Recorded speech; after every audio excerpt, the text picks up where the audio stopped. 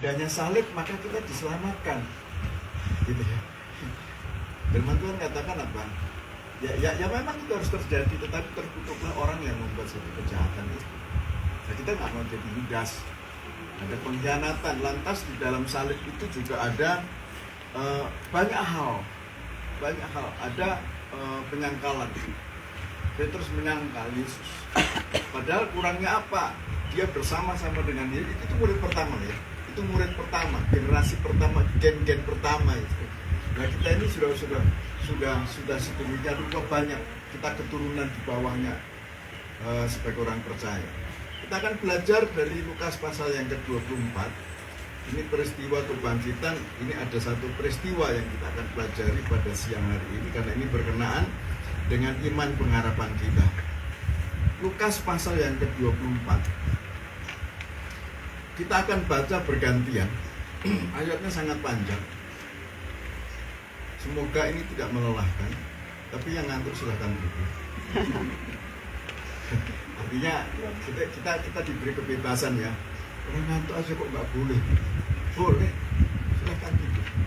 Di situ dipersilahkan tidur supaya nanti mimpi di dalam kemuliaan Tuhan. Ayat 13 saya akan baca, ayat 14 Bapak Ibu Saudara sampai ayat yang terakhir. Sangat panjang dan bikin ngantuk. Kalau nggak suka sama firman Tuhan, ngantuk. Saya akan bacakan demikian bunyi firman Tuhan. Yesus menampakkan diri di jalan ke Emmaus.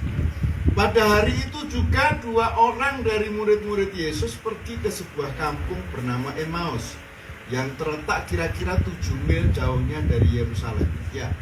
Dan mereka bercakap-cakap tentang segala sesuatu yang telah terjadi. Ketika mereka sedang bercakap-cakap dan bertukar pikiran, datanglah Yesus sendiri mendekati mereka, lalu berjalan bersama-sama dengan mereka. Tetapi ada sesuatu yang menghalangi mata mereka, sehingga mereka tidak dapat mengenal Dia. Yesus berkata kepada mereka, "Apakah yang kamu percakapkan sementara kamu berjalan?" Maka berhentilah mereka dengan muka murah. Seorang dari mereka namanya Kleopas menjawabnya, "Adakah engkau satu-satunya orang asing di Yerusalem yang tidak tahu apa yang terjadi di situ pada hari-hari belakangan ini?" Katanya kepada mereka, "Apakah itu?" Jawab mereka, "Apa yang terjadi dengan Yesus orang Nazaret? Dia adalah seorang nabi yang berkuasa dalam pekerjaan dan perkataan di hadapan Allah dan di depan seluruh bangsa kami. Tetapi imam-imam kepala dan pemimpin-pemimpin kami telah menyerahkan Dia untuk dihukum mati, dan mereka telah menyalibkannya. Padahal kami dahulu mengharapkan bahwa Dialah yang datang untuk membebaskan bangsa Israel. Tetapi sementara itu telah lewat 3 hari sejak semuanya itu terjadi. Tetapi beberapa perempuan dari kalangan kami telah menghubungkan kami. Pagi-pagi berita mereka telah pergi ke kubur dan tidak menemukan mayatnya. Lalu mereka datang dengan berita bahwa telah kelihatan kepada mereka malaikat-malaikat yang mengatakan bahwa ia hidup. Dan beberapa teman kami telah pergi ke kubur itu dan mendapati bahwa memang benar yang dikatakan perempuan-perempuan itu, tetapi Dia tidak mereka lihat. Lalu ia berkata kepada mereka, "Hai kamu orang bodoh, betapa lambannya hatimu sehingga kamu tidak percaya segala sesuatu yang telah dikatakan para nabi. Bukankah Mesias harus menderita semuanya itu untuk masuk dalam kemuliaannya?" Lalu ia menjelaskan kepada mereka apa yang tertulis tentang Dia dalam seluruh kitab suci, mulai dari kitab-kitab Musa dan segala kitab nabi-nabi. Mereka mendekati kampung yang mereka tuju, lalu Ia berbuat seolah-olah hendak meneruskan perjalanannya. Tetapi mereka sangat mendesaknya, katanya, "Tinggallah bersama-sama dengan kami, sebab hari telah menjelang malam dan matahari hampir terbenam." Lalu masuklah ia untuk tinggal bersama-sama dengan mereka. Waktu Ia duduk makan dengan mereka, Ia mengambil roti, mengucap berkat, lalu memecah-mecahkannya dan memberikannya kepada mereka. Ketika itu terbukalah mata mereka dan mereka pun mengenal Dia, tetapi Ia lenyap dari tengah-tengah mereka. Kata mereka seorang kepada yang lain, "Bukankah hati kita berkobar-kobar ketika Ia berbicara dengan kita di tengah jalan, dan ketika Ia menerangkan kitab suci kepada kita. Oke, amin. Sampai di sini aja. Sudah ada yang nangkep? Kita akan lihat bersama-sama per ayat. Ini khotbah panjang. Kita akan melihat bersama-sama bagaimana kejadian sesudah Yesus bangkit di pagi hari itu. Ada dua murid yang tidak bisa menerima keadaan itu. Dia tidak bisa menerima keadaan. Kok begini? Maka dia meninggalkan Yerusalem. Dia berjalan ke satu tempat. Itu jaraknya kurang lebih 7 mil, disebutkan kurang lebih itu 14 kilo. Kurang lebih 14 kilo, 14-15 kilo. Mungkin dari sini ke tempat saya, ke Sinajang. Nah, kira-kira perjalanan ke sana itu mereka memperbincangkan apa yang barusan terjadi. Diceritakan. Ini saya ceritakan kembali menurut ayat ini saja. Jadi mereka bercerita, biasanya kalau ada kejadian, maka kejadian itu tidak hilang begitu saja. Masih kita bicarakan. Kemarin hari Jumat, luar biasa ya. Seperti ini ada kejadian apa, sedemikian rupa. Kalau sekarang yang baru topiknya untuk Balikpapan itu ada pengumuman untuk nanti air itu dipakai sedemikian rupa baik-baik, karena bulan Agustus itu mulai ada kemarau panjang selama 7 bulan sampai bulan November kalau nggak salah. Itu jadi topik. Setiap pertemuan bapak-bapak, ibu-ibu berbicara tentang air. Begitu. Ada yang bicara, jangan bikin sumur dulu. Kenapa? Nanti kalau sudah benar-benar kemarau baru kita bikin sumur. Karena kalau bikin sekarang ini masih ada hujan. Itu trending topik. Nah, ini trending topiknya adalah kejadian Yesus disalib itu. Dua murid ini mereka sudah dengar firman Tuhan, mereka sudah dengar langsung dari mulut Tuhan kita, Tuhan Yesus. Nanti akan terjadi seperti ini. Dia pernah membaca kitab Yesaya, itu sudah dinubuatkan 700 tahun sebelum Yesus lahir. Sudah dinubuatkan kejadian salib ini. Tapi pada saat kejadian salib itu terjadi, mereka seolah-olah shock, dan hanya berhenti di shock itu, tapi dia lupa bahwasanya itu mesti harus terjadi. Itu harus terjadi. Mereka percaya, tetapi kepercayaan mereka hanya sekilas saja, masih terbelenggu dengan hal yang barusan terjadi. Mereka setengah percaya, setengah tidak. Harapannya tidak seperti itu. Ekspektasinya tidak seperti itu. Kenapa yang disebut Tuhan, yang dia bisa bikin mujizat 5.000, 4.000 orang makan, tiba-tiba mati disalib? Padahal Yesus pernah mengatakan dia akan bangkit, tapi dia dengan kejadian itu biasa. Makanya dia meninggalkan Yerusalem. Buat apa aku tinggal di Balikpapan? Maka aku ke Teluk Cinaja. Kira-kira aku pindah ke Teluk Cinaja karena Balikpapan itu terlalu banyak kenangan yang menyakitkan, gitu kira-kira gitu ya. Ini kalau kita bayangkan kita hidup di Balikpapan lantas pindah ini bukan tentang saya. Ini tentang dua orang ini. Ini bukan tentang Edi dan Ibu Agustina, bukan. Tapi ini berbicara dua murid yang tidak bisa melihat dan merasakan keadaan yang sedemikian rupa. Karena Yerusalem menjadi tempat yang penuh kenangan yang belum dipahami oleh mereka, walaupun mereka secara tersurat mereka sudah baca, tapi secara tersirat mereka tidak tangkap. Maka nanti di dalam peristiwa kebangkitan ini juga ada istilah pencelaan. Bagaimana Tuhan mencela iman para murid-murid yang bersama-sama dengan Dia. Nah, kita lihat bersama-sama ayat yang ke-15. Ketika mereka sedang bercakap-cakap dan bertukar pikiran, datanglah Yesus sendiri mendekati mereka. Sedemikian rupa Tuhan itu membuktikan bahwasanya Allah yang kita sembah itu adalah Allah yang imanen. Apa itu artinya iman? Terasa bahkan imanen itu Allah Maha Hadir. Walaupun Dia juga Allah yang transenden, Tapi Allah itu adalah imanen, dia maha hadir. Kita yakin nggak kalau Allah itu hadir sekarang ini sudah? Hampir nggak percaya ya? Saya doakan supaya saudara percaya kalau Allah kita adalah Allah yang imanen, Allah yang maha hadir. Percuma ibadah ini dia diselenggarakan kalau Allah tidak hadir. Itu bedanya Kristen dan agama-agama yang lain. Kita bukan menghadirkan lagi, bukan. Allah hadir di dalam setiap persekutuan. Dikatakan 2-3 orang bersekutu dalam namaku, aku ada di tengah-tengah. Dia ada di tengah-tengah kita. Dia lihat hati kita, bukan melihat wajahnya, bukan lihat sepatunya, bukan lihat bajunya, bukan. Tapi melihat hati kita. Luar biasa. Hati jemaat tadi luar biasa. Bukan masalah dia bawa makanan atau enggak bawa makanan, tapi pada saat datang, luar biasa. Hatinya yang luar biasa.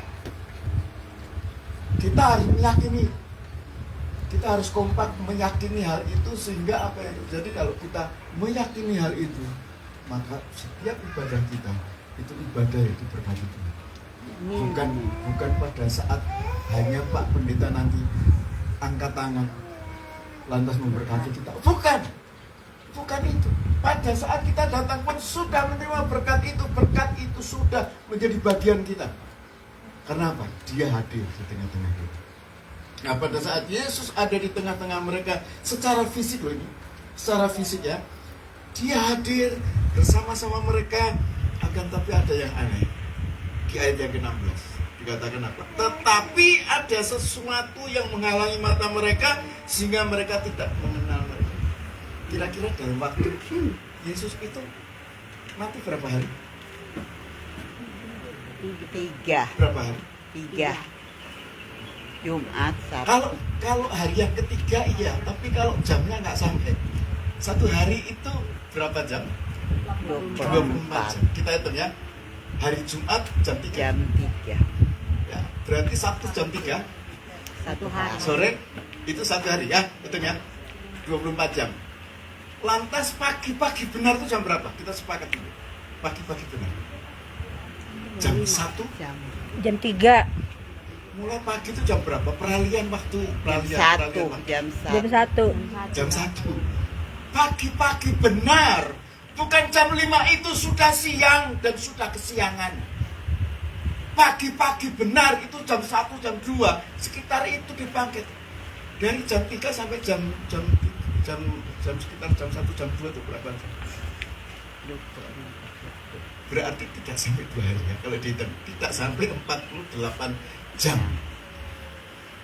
Kira-kira sempat nggak dia potong rambut? Kira-kira dia sempat semir apa jenggot, semir enggak. Tapi mengapa mereka tidak bisa melihat Yesus yang jalan bersama-sama dengan dia? Ada selaput yang menutupi mata mereka, seolah-olah seperti itu dia tidak bisa melihat Yesus. Kita belajar untuk berpikir, belajar untuk memikirkan firman Tuhan ini supaya pikiran kita ini dibukakan, diberkati Tuhan. Kadang-kadang pikiran kita tidak minta Tuhan, aku minta hikmat. Kita selalu hanya minta sehat, kita hanya selalu minta diberkati, tapi tidak pernah minta hikmat. Coba kita minta hikmat Tuhan. Kira-kira pada saat itu yang seharusnya dia bisa melihat atau nggak bisa melihat, ada selaput mata. Itu bukan katarak ya. Itu tidak dijelaskan di Alkitab. Itu bukan katarak atau penyakit mata. Ada sesuatu yang menghalangi mata. Itu juga bukan topi. Mungkin dia pakai topi lantas menghalangi Yesus di sampingnya sehingga nggak lihat. Apa yang membuat? Lalu kita baca sampai terakhir. Yang membuat dia tidak bisa melihat Tuhan yang sudah bersama-sama dengan dia. Dia ada rasa kecewa. Orang yang kecewa itu tidak bisa melihat kehadiran. Kecewa apa saja. Kalau di sini diceritakan, firman Tuhan itu lengkap. Di sini diceritakan kenapa 2 murid ini kecewa. Karena rupanya Yesus pada saat disalib dia tidak sesuai dengan ekspektasinya. Yesus yang pernah membangkitkan orang mati namanya Lazarus, mereka ada nggak? Mereka ada. Mereka melihat. Mereka bersama-sama berjalan dengan Yesus. Tapi pada saat Yesus sudah nampak, dia bangkit, benar-benar bangkit, secara imanen dia hadir, secara jasmani, matanya nggak bisa melihat. Matanya nggak bisa melihat. Bukan karena katarak, bukan karena penyakit mata atau belekan, bukan. Tapi dia nggak bisa melihat karena rasa kecewa. Perhatikan. Coba kita lihat diri kita masing-masing, jangan lihat orang lain. Benar nggak ya? Aku pernah nggak kecewa? Pada saat seseorang itu mengalami kekecewaan, apa yang diharapkan itu tidak didapat, maka dia tidak bisa melihat. Maka egonya yang nampak, lantas kekuatannya yang ditonjolkan. Itu kemanusiaan kita. Semua manusia seperti itu. Pada saat kita teguh berdiri, lantas anggota keluarga kita ada yang meninggal, itu saja yang itu ya, itu rasanya hilang. Ada sahabat saya berapa tahun yang lalu anaknya meninggal, lantas sampai hari ini kita berbicara yang real, berbicara yang benar. Dia seperti ada sesuatu yang hilang, lantas Tuhan itu dihilangkan. Bukan Tuhan diusir, bukan, Tuhan tetap ada di situ, tapi dia tidak bisa melihat Tuhan, sehingga anak yang lain itu gak kelihatan. Seolah-olah harapannya hilang bersama dengan anaknya yang meninggal. Tuhan tidak kelihatan. Pertolongan Tuhan itu setiap hari, jawaban Tuhan itu setiap hari. Tetapi oleh karena rasa kecewa itu, kenapa anakku meninggal, dan tidak bisa menerima hal itu, sehingga Tuhan tidak kelihatan. Di lingkungan kita, lihat seperti itu. Banyak hal yang terjadi. Bahkan saya beritakan kapan hari seorang hamba Tuhan majelis gereja yang dia luar biasa, tapi pada saat ada masalah Tuhan gak ada, lantas dia menggantung diri. Pagi-pagi jam 7 menggantung diri di pohon. Why? Kenapa ini terjadi? Hanya karena rasa kecewa. Yang diharapkan tidak seperti yang diharapkan, yang datang tidak seperti yang dia berharap mungkin istrinya seperti ini, tapi tiba-tiba istrinya mempunyai hal yang lain. Kecewa dengan suami. Pada saat hal-hal itu terjadi dalam rumah tangga, maka Tuhan yang sebenarnya ada di dalam rumah tangga kita tiap hari, kita nggak bisa melihat itu. Maka itu kita yang muncul. Aku yang paling benar. Aku yang paling benar. Mana Tuhan? Ini Tuhan sudah bersama-sama. Tuhan, bahkan Tuhan itu menegur duluan. Tuhan menegur duluan. Dikatakan ayat 17, Yesus berkata kepada mereka, apakah yang kamu percakapkan sementara kamu berjalan? Yesus tahu gak apa yang dipercakapkan mereka? Tahu. Kita ini kadang-kadang sok tahu, tapi Yesus bukan sok tahu, dia memang maha tahu, maha mengerti. Bahkan hati kita di dalam aja dia tahu. Pada saat dia bercakap-cakap, Yesus katakan, kamu tadi baru ngomong apa? Artinya apa? Yesus ngetes. Bukan Yesus nggak tahu, dia tahu. Tapi dia tanya, barusan kamu ngomong-ngomong tadi apa yang kamu ngomongkan? Dia ngetes paling tidak, kalau dia pangling dengan wajahku, mungkin dia tidak pangling dengan suaraku. Tapi rupanya dia juga nggak tahu itu adalah suara Yesus.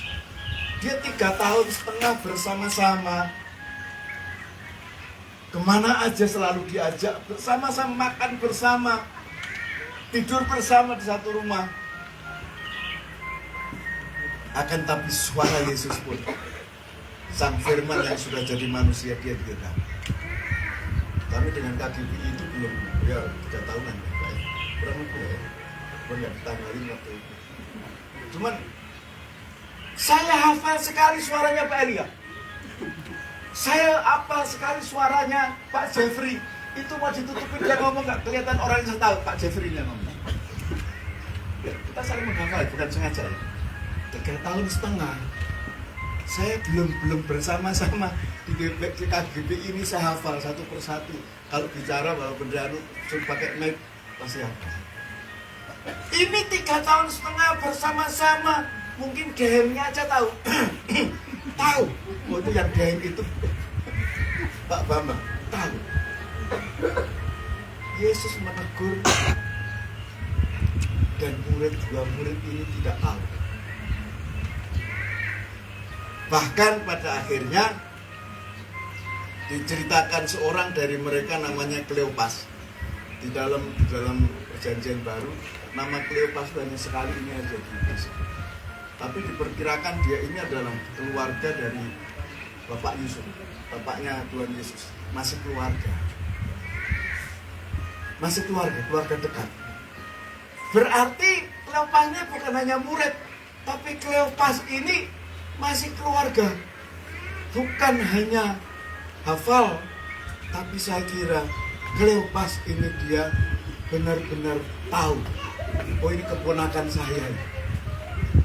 Yesus itu keponakannya dan dia juga gurunya.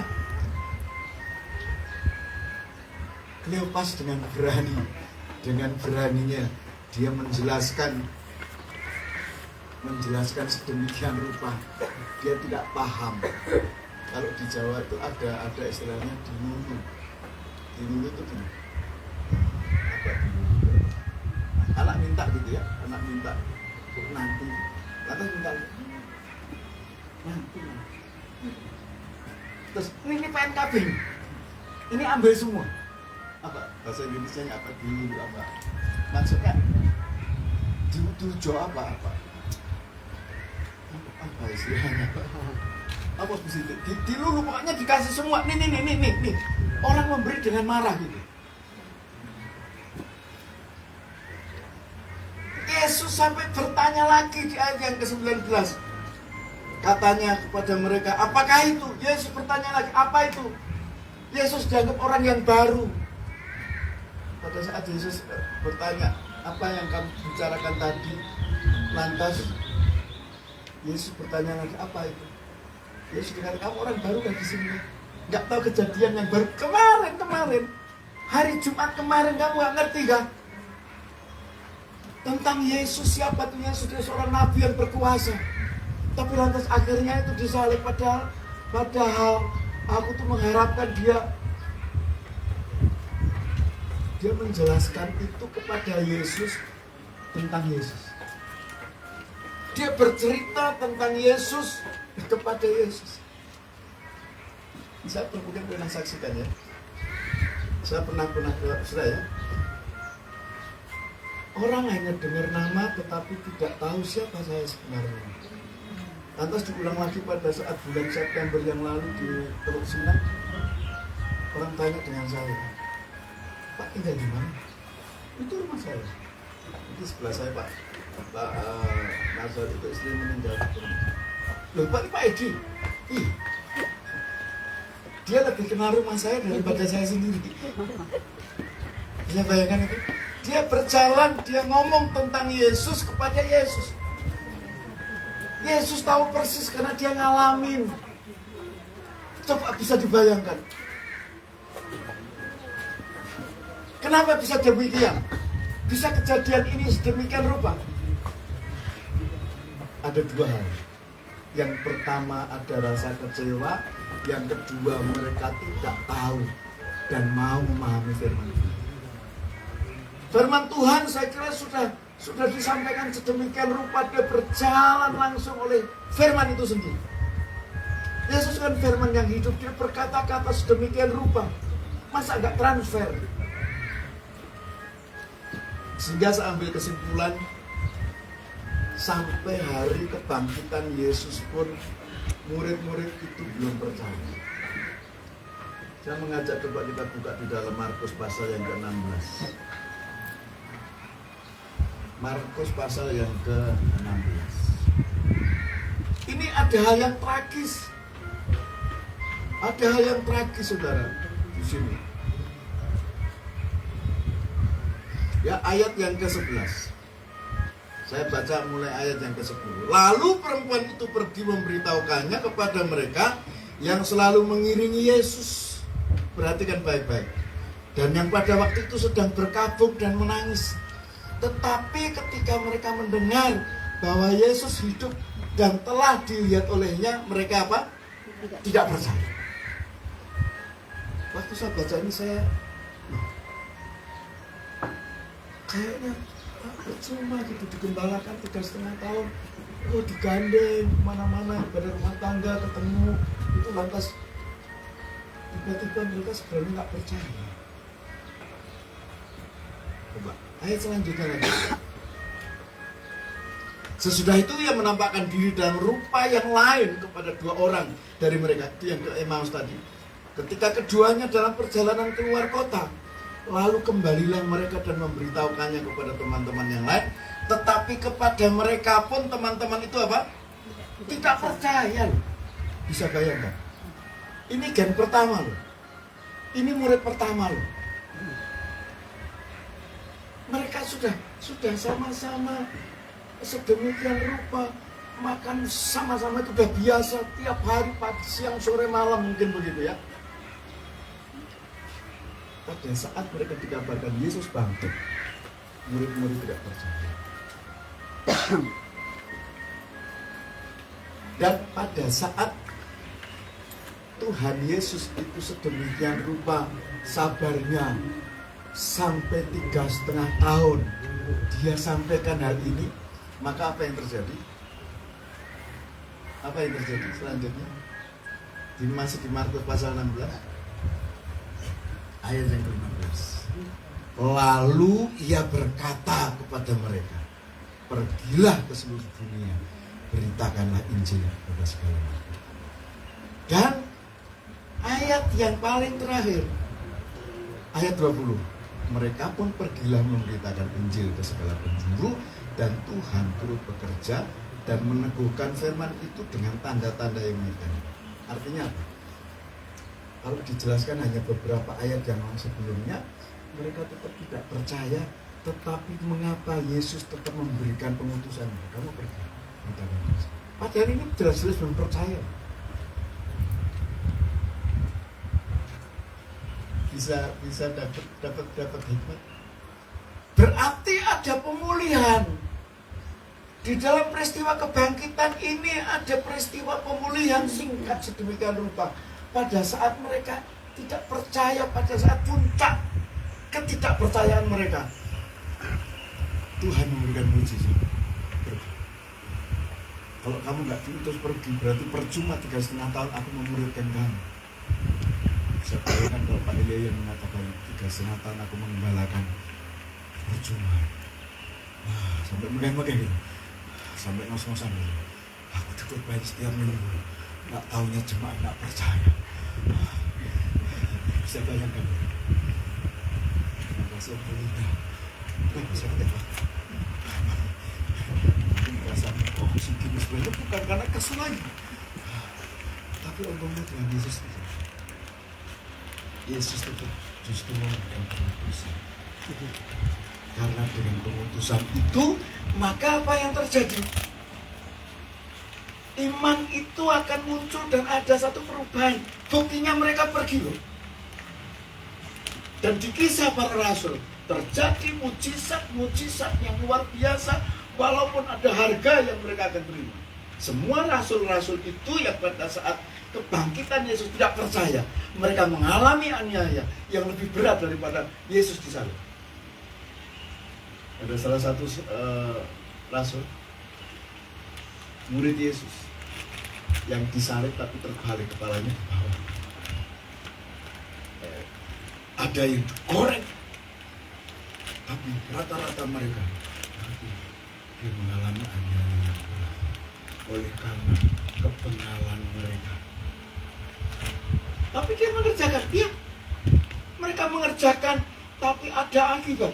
Sesuatu yang membuat itu dari hati yang kecewa itu ada akibat yang dia beri. Untuk itu pada ibadah kebangkitan pada hari ini saya bicara begini, mungkin Bapak Ibu sudah mengerti. Suaminya itu kecewa dengan pasangan. Ya nggak usah ngaku aja dulu, nggak usah angkat tangan harus itu, tenang aja. Ini yang tahu adalah kau dan Tuhan. Mungkin kita kecewa dengan anak, mungkin anak kecewa dengan orang tua. Simpan aja. Tapi hari ini harus ada pemulihan. Diaminkan, puji Tuhan, tidak diaminkan nggak apa-apa, tapi harus terjadi pemulihan hari ini, di hari kebangkitan ini. Pemulihan itu nggak usah spektakuler, nggak usah nangis, nggak usah. Tenang, diam, tapi Tuhan mau pulihkan pada hari ini. Mau dipulihkan? Mau. Ayo kita belajar jujur di hadapan Tuhan. Saya nggak khotbah lama-lama. Coba kita belajar jujur, pejam mata. Jangan lihat kanan kiri. Pejam mata masing-masing.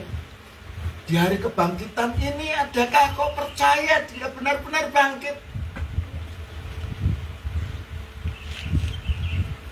Koreksi pribadi.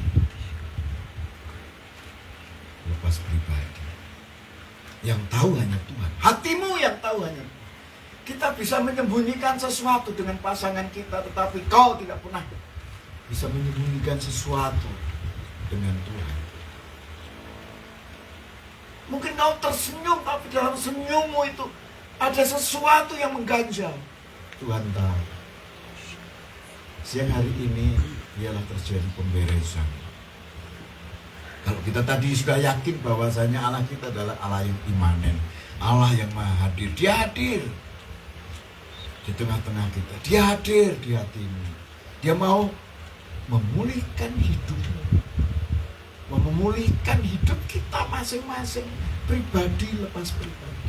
Gak usah angkat tangan, tapi angkat hati. Ini aku Tuhan. Aku mau di ibadah kebangkitan ini aku pulang menjadi pribadi yang berbeda, pribadi yang sudah dipulihkan, dan aku mau menjadi pemberita Injil. Ya, perubahan itu akan dirasakan oleh orang-orang terdekat kita. Dengan demikian, keegoisan kita mulai menurun, lantas mulai Tuhan yang muncul, yang nampak dalam hidupmu. Tenang sejenak. Masing-masing melihat pribadi kita. Tuhan tahu sampai sedalam apapun yang kau simpan. Orang di sampingmu tidak tahu, tapi Tuhan tahu. Haleluya. Bapa di surga, kau melihat hati-hati yang diangkat kepadamu, Bapa. Kami tidak mau seperti murid-murid yang pertama. Jikalau ada yang berkualitas, mengapa kami pilih hanya sekedar kami jadi orang Kristen?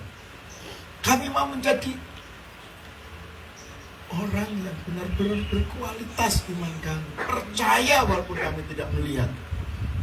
Kami yakin kami percaya. Tuhan memulihkan setiap pribadi di dalam nama Tuhan Yesus. Hati setiap kami dipulihkan pada siang hari ini.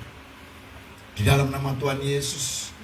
Jikalau kami harus memaafkan, bukan hanya di mulut kami, tetapi hati kami. Mulai kami berbicara, karena Engkau ada di dalam hati kami. Tuhan, kami yakin, kami percaya. Siang hari ini setiap kami selesai ibadah ini, kami berbeda dengan pada saat kami datang. Pemulihan itu boleh dirasakan. Bukan hanya kepada setiap pribadi, tapi orang-orang terdekat kami yang pertama akan melihat perubahan yang benar. Terima kasih Bapak. Tuhan memulihkan pekerjaan kami. Tuhan memulihkan rumah tangga kami. Tuhan memulihkan ekonomi kami. Tuhan memulihkan iman pengharapan kami. Kami yakin, kami percaya. Hari ini adalah momen yang sangat penting yang kami ambil. Bahwasanya kami mau benar-benar mempercayai Tuhan yang tidak kelihatan. Dan pada akhirnya iman kami boleh dilihat oleh orang-orang yang melihat. Terima kasih, Pak. Terima kasih, Tuhan Yesus. Firman-Mu terus